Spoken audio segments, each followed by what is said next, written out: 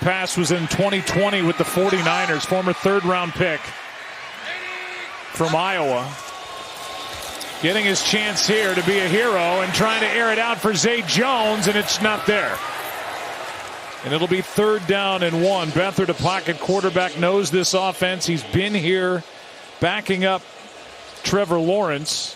Been here since 2021, but Lawrence plays every game, so Beathard has barely sniffed the field at any point when it matters, and it matters right now. It does, and you go back, let's just say when Aaron Rodgers goes down week 1, you got Zach Wilson who had played throughout the preseason. You know, you don't have that luxury now when you're in week 12, week 13.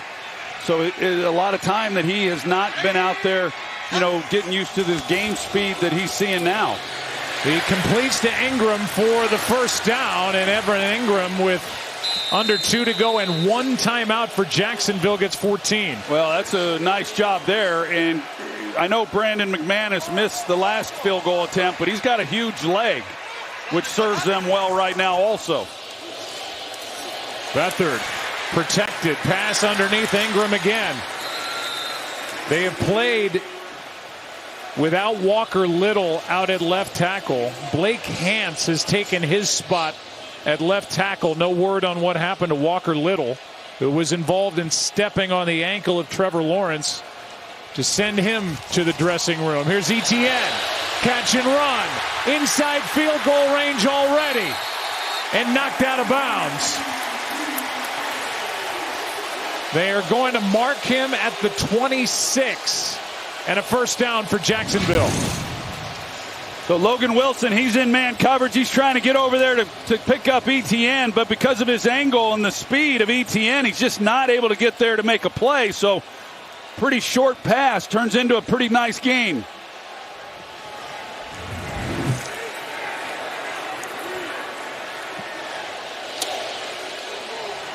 C.J. Beathard at the controls and in the shotgun. First down.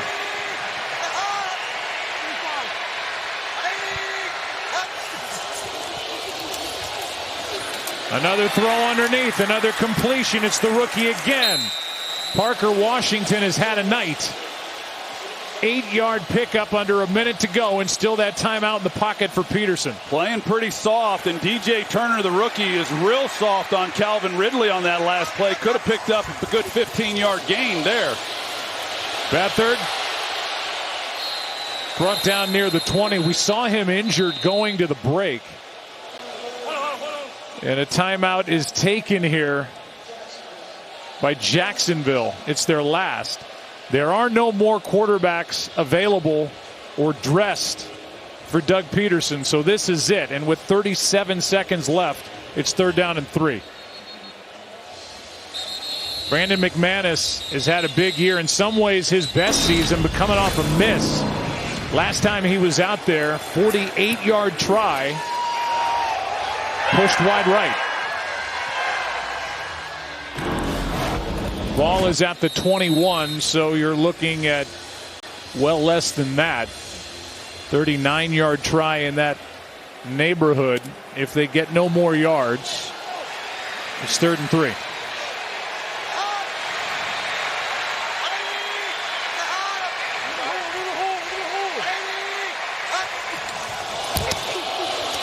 Beathard is brought down.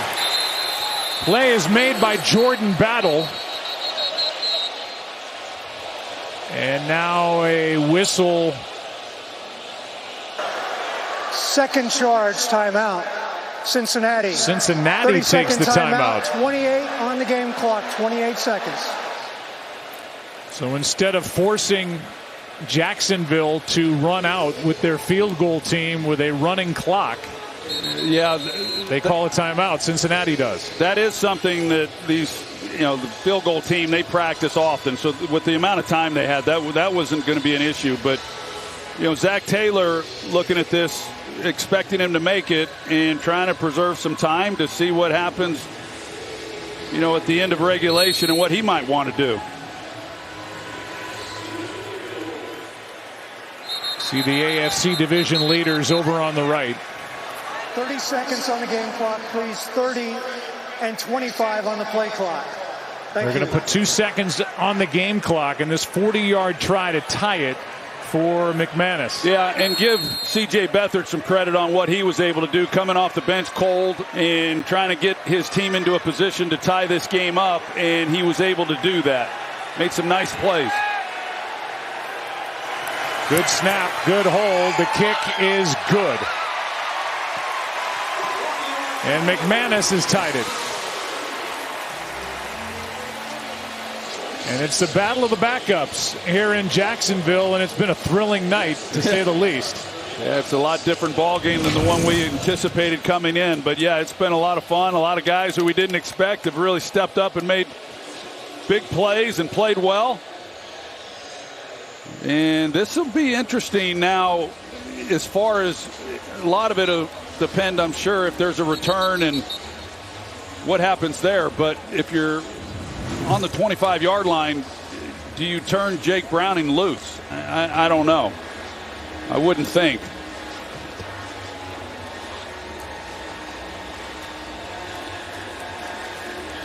Well, it'll be fun to watch this.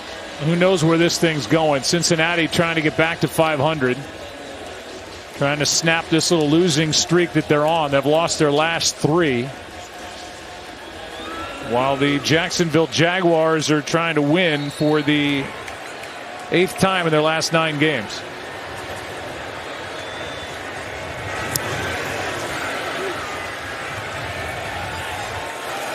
And on a night where we have seen 5 ties, we're tied at 31.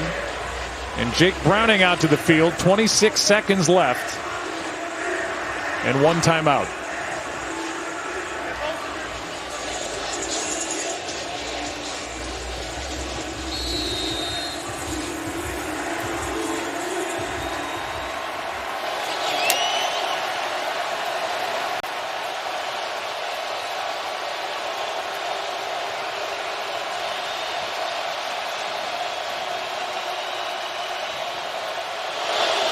He hands to Mixon some room.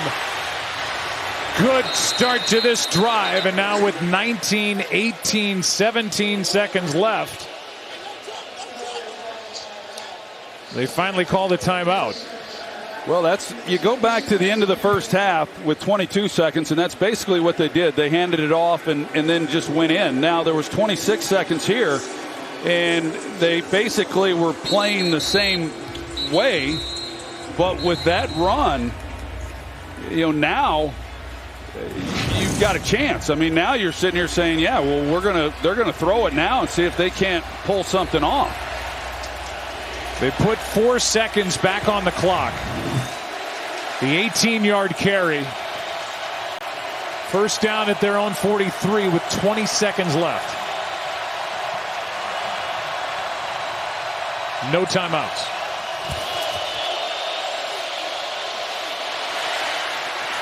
Mixon makes the catch and is able to get out of bounds. For a moment you thought making the catch was the worst thing that could have happened. Yeah. But he was able to get out of bounds and stop the clock with 12 seconds left. Still might have been the worst thing that could happen because the amount of time that came off the clock, they didn't get enough to show for it. Probably not one that Browning should have attempted. 2nd down and 7. Evan McPherson's career long is 59 yards. He hit that last year. That means getting it to the 41-yard line of Jacksonville. About 15 yards and a running clock. They won't have time to stop it. Here is Hudson. A hurdle, and that will do it for regulation. Trying to get out of bounds, throwing underneath, and we are tied at 31 after 4 quarters.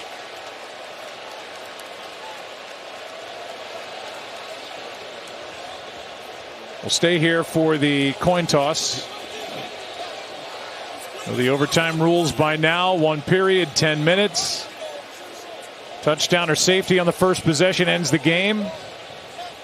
If it's just a field goal, the other team gets a chance to answer, and all reviews are initiated by the replay official each time. Each team will get 2 timeouts, and it's C.J. Beathard against Jake Browning. Well, he looks pretty loose over there on the sidelines. He looked a little bit more uptight before he was able to take the team down the field to get the game-tying field goal. You see he's still kind of that left wrist or whatever is bothering him. We're going to play one quarter up to 10 minutes in length. Both teams will have an opportunity to possess the ball unless the team that gets the opening kickoff scores a touchdown, or during that possession, the defense has a score of their own, either a safety or a touchdown. If after 10 minutes, score is tied, the game is a tie. 2 timeouts for each team. We'll play fourth quarter timing rules. No coaches' challenges. Everything is upstairs. Same coin, heads and the tails. Heads and the tails. Your choice. Tails. Choice is tails. It is heads. You want to toss. Which way you want to kick. Sounds good. Jackson. Have that chicken from Popeyes. Well, C.J. Beathard, who is the grandson of the late, great Bobby Beathard, Hall of Fame general manager, it's on him now in relief of the injured Trevor Lawrence. No word yet on the severity of the injury, but we know that it's C.J. Beathard who fumbled the ball on his first snap after carrying the ball forward for about 6 or so. Fumbled it forward. It was recovered by that man, Parker Washington. Down the field they went for the game-tying field goal. And now C.J. back to work here in overtime. Here's that last drive put together by C.J. Well, after he did have that fumble, then he kind of settled in, and he just took the things that the defense was giving him. Some easy completions underneath. There's a nice catch and run by Travis Etienne. But you see the soft zones that Cincinnati was employing, and they never went after him one time as he marched them down the field. And now you wonder if maybe Lou Anarumo, he decides that he's going to come after him a little bit more on this drive. This one is to Engram, a bobble, and Wilson is there for Cincinnati. First pass by Beathard was incomplete when he took over. Now 5 for his last 5, but that one picks up just 2. Yeah, they're kind of approaching it with CJ the way that the Bengals opened this game up with Jake Browning, just trying to let him kind of ease his way into this thing. But, you know, will he be able to do it the way that he did on that last possession? 2nd down and 8. Beathard underneath to Etienne. Can't get to the 30. Well played by Awuzie. Pratt was out there as well. A gain of 2 on that, so 3rd down coming up. Yeah, so this is a test right here. And, you know, Anarumo, it's not like Cincinnati brings a ton of blitzes, but on 3rd down, they're a top 10 blitzing team. And, you know, I would think that this would be the opportunity that he'd want to dial something up.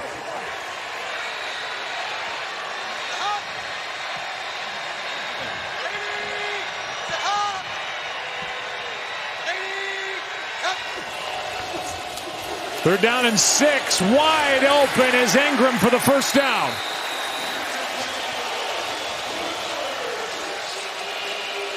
Ten yards picked up on 3rd and 6. Well, they go man coverage. It was Dax Hill then right here that Dax gets caught up with Zay Jones as he releases up the field. So a man beater route and an easy completion, easy conversion. Remember their left tackle Walker Little is on the sideline. He's not wearing a helmet. He's just watching as Blake Hance is taken over at left tackle. Here's a pitch to Etienne. Broke a tackle and a nice pickup. Sam Hubbard couldn't bring him down. Kind of whiffed. And Etienne picks up 13. Good job up at the top as far as the blocking. We've seen this throughout the game. These guys on the edge, they do a good job. You get the ball to Etienne and Hubbard, that's a tough out for him if he's going to be able to make a play on Etienne in the open field. But good blocking on the edge, which allows Etienne to pick up that gain. And just like that, a first down at the Cincinnati 48. That's Zay Jones in motion, and Dearness Johnson's wrapped up. Mike Hilton came through and was the first to get there in a loss of 4. He timed that up really well, knowing that they've got to start trying to make a play. But Hilton comes off the slot. He times it up and is able to get there. You see as Beathard comes back, and really Dearness Johnson had no chance whatsoever. Hilton's right in his lap by the time he gets the ball. So a loss of 4.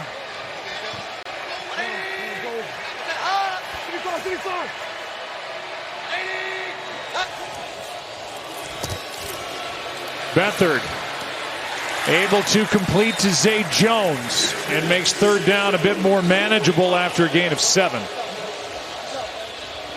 They kind of had that throw. They had it on the prior possession that I was talking about. It looked like he had possession, but it was close. A much more difficult play than it needed to be. Yeah, he's got his hands underneath it. Good catch. Third down and 7.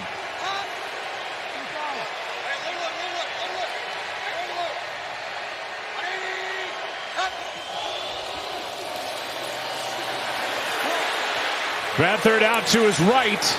Airs it out for Ridley. Flag is down. Ridley down with a catch inside the 5. But a flag is down back at the line of scrimmage. Holding offense number 77. That's a 10-yard penalty. Third down. So instead of a first and goal from inside the 5, Anton Harrison, the rookie, guilty of a hold. You see him, big number 77, the rookie, and he feels Beathard does a good job of navigating the pocket, but right there, he feels the defender start to slip away, and that's when the grab happens, and that's when it typically happens. Ridley made the catch for 42 yards, but it comes back. And now the ball is back on the Jaguars side of the 50 at the 45, 3rd and 17.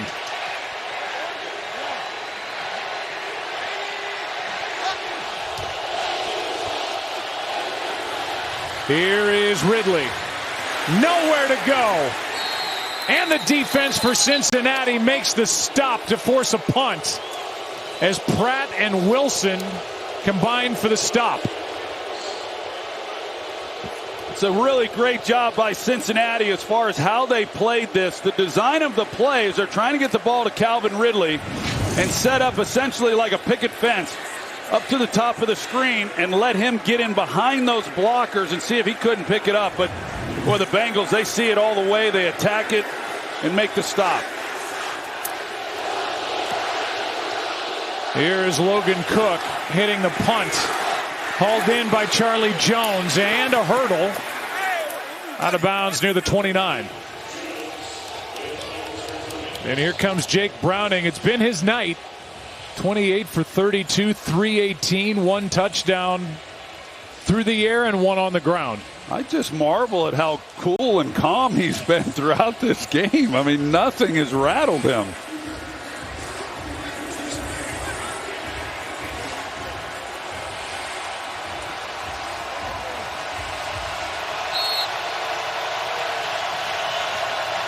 They'll start at their 28.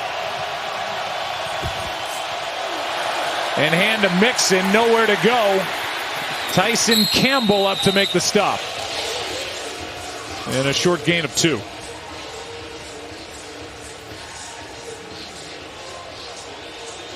Campbell back after missing the last couple of games. Also missed weeks 7 and 8. Hamstring has bothered him, a big piece of this defense for Mike Caldwell. Back, and he made that play.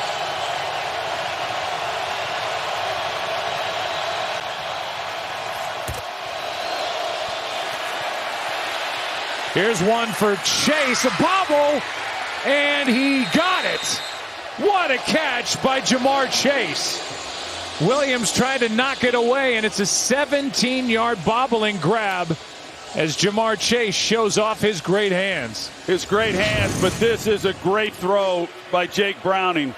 He had a chance, a perfect throw, placed right where it needed to be, and Jake Browning, this is probably his third read in the progression. He starts to his left, but he comes right back and lays that perfectly, getting it over Walker's head and into Chase. 10-catch night for Jamar Chase. Browning out to his right. Chased and just has to get rid of it with Higgins in the area. Back to that catch by Jamar Chase. Well, it's a good job after he's not able to make it the first time to stay with it right there. I mean, that's an outstanding job. But the throw that Browning was able to make, Burrow obviously likes it. He wishing he was out there executing the plays right now, but could not have been more impressed with that throw by Browning. Next points win. 4:08 to go and 2 timeouts. 2nd and 10. Blitz coming. Screen for Mixon. And a gain of just 1. Ledbetter in on the tackle. And big number 99 will head to the sideline on 3rd and long. Yeah, so they bring the pressure, Cisco. They got the screen into it. If Mixon was able to get that clean, or they pick up Lloyd, those linemen, there was a chance for a big play. 3rd down and 10.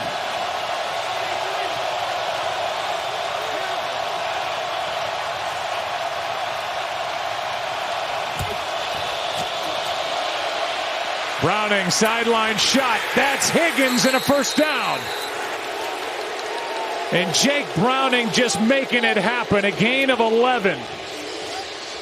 Well, the Jaguars show blitz, and they bail out of it. You see everybody up.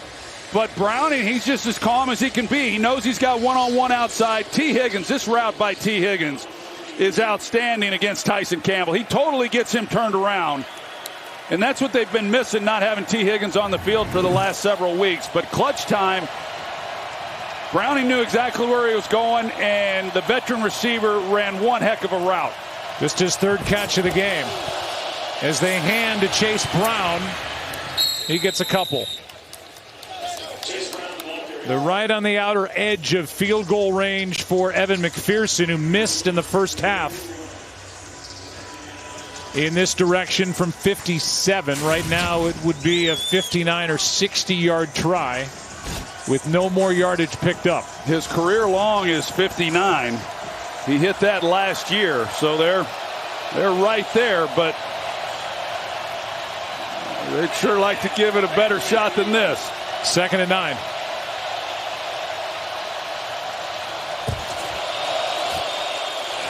Here's Chase. A stiff arm and very close to 1st down yardage. They're going to mark him short, but the ball is now inside the 35, and they are inside field goal range for McPherson. Yeah, and I would think, of course, it's 3rd and a long 1, 3rd and 2. I don't think he stepped out. Maybe there he did. He was. First charge, timeout. Cincinnati, 30-second timeout. He was marked about 1.5 yards short of 1st down yardage. And Cincinnati is going to talk it over on 3rd and a short 2. Calling their first time out of the overtime. You know, you sit here and you think through this as to what Zach Taylor is wanting to do. Here's another look at that last play by Jamar Chase. Right there, that heel. It's good work. But this ball, if they do throw it, and that's a big if, that ball's coming out quick. It would be a 52-yard try from this spot. McPherson into this year, over his first 2 seasons, 17 of 19 from 50 or more. This season, he is now 7 of 12 with 1 make and 1 miss in this game. They're looking at the spot of the football.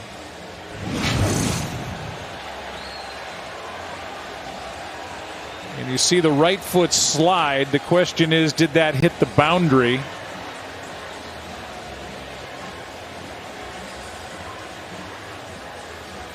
And this is our best look at it right there, and tough to tell. Tough to tell, but it sure looks like it does. But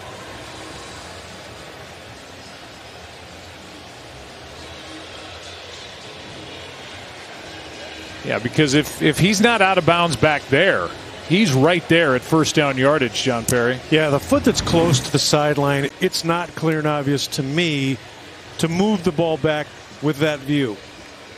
Then you take a look at the knee, and where's the ball at the time that the knee is touching the ground. I think it's just short.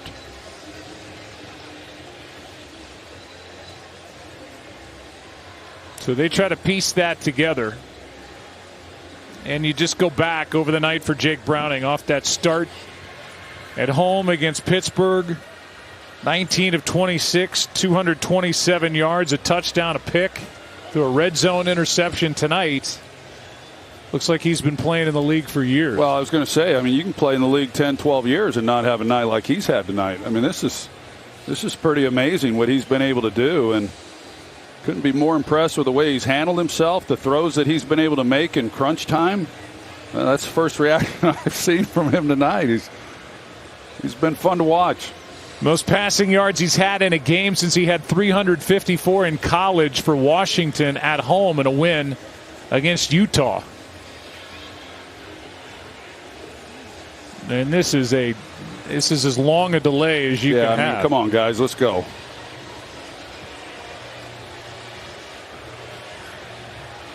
There's 3:05 left in overtime. And this delay continues. Long review, Joe. I think they're going to move this football based on what we've seen so far, but it will be short of the line to gain.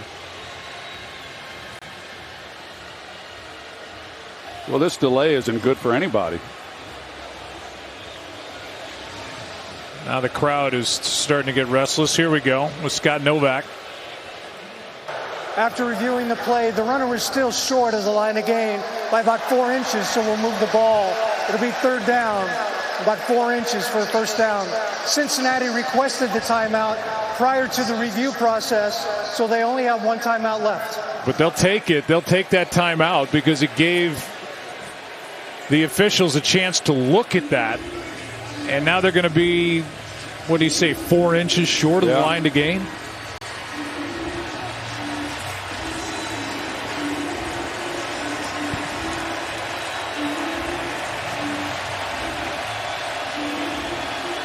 So third down and inches. They still got to move this ball up. I mean, he did move it, but that's not 3rd and 4 inches. There it is. How about that?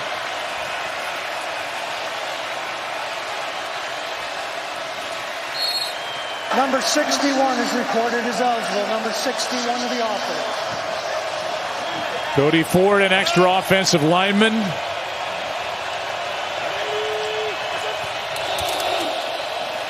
They hand to Mixon, and he picks it up. That's a first down, Cincinnati, and a fresh set of downs with under 3 minutes to go in overtime.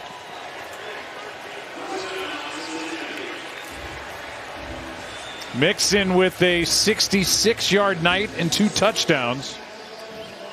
And these Bengals are knocking on the door of their 6th win of the year. There hadn't been nothing easy for Joe Mixon. He's earned everything he's gotten tonight. A home date against the Colts is next for the Bengals. Then at home against the Vikings at Pittsburgh. Trying to walk out of here 6-6. Mixon, Allen.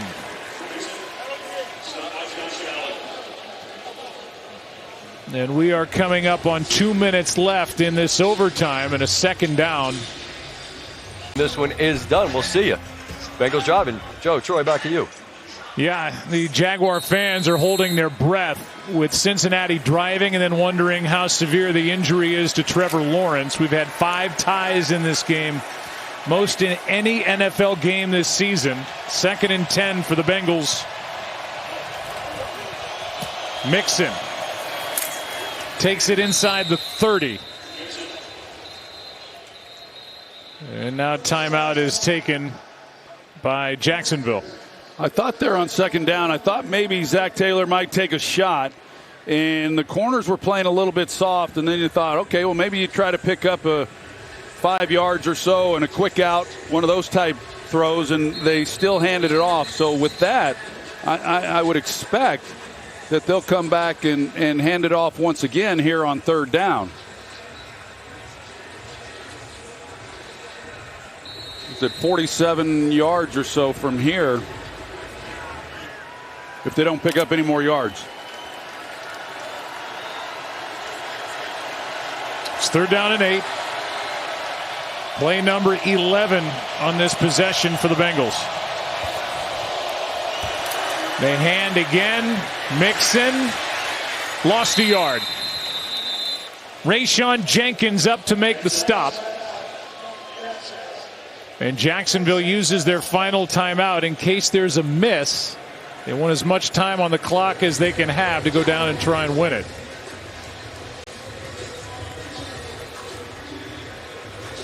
The Jacksonville Jaguars come in trying to maintain with a win a 2-game lead in their division. They've got Indy behind them at 7-5 and Houston at 7-5. With a win tonight, they would have vaulted into the top seed in the AFC. But now they need a miss from Evan McPherson, who will try to end it from 48 yards away.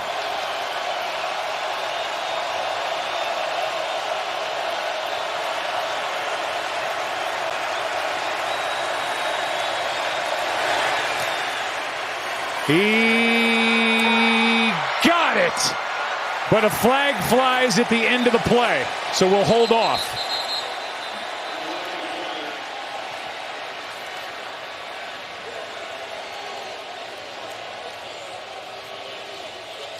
Bengals indicate that this is against the Jaguars, and if it is, this game is over. Unsportsmanlike conduct on the defense, leaping. Penalties decline, field goal is good. And this game is over. One of the most entertaining games of the season. And Jake Browning has an NFL win, and man, did he earn it tonight. Yeah, that was fun to watch. Him coming in off of that tough game last week in the loss against Pittsburgh. And I thought Zach Taylor also deserves a lot of credit for the way that he opened up the game, allowed him to get into a rhythm and gain some confidence with some easy throws. And then that next possession,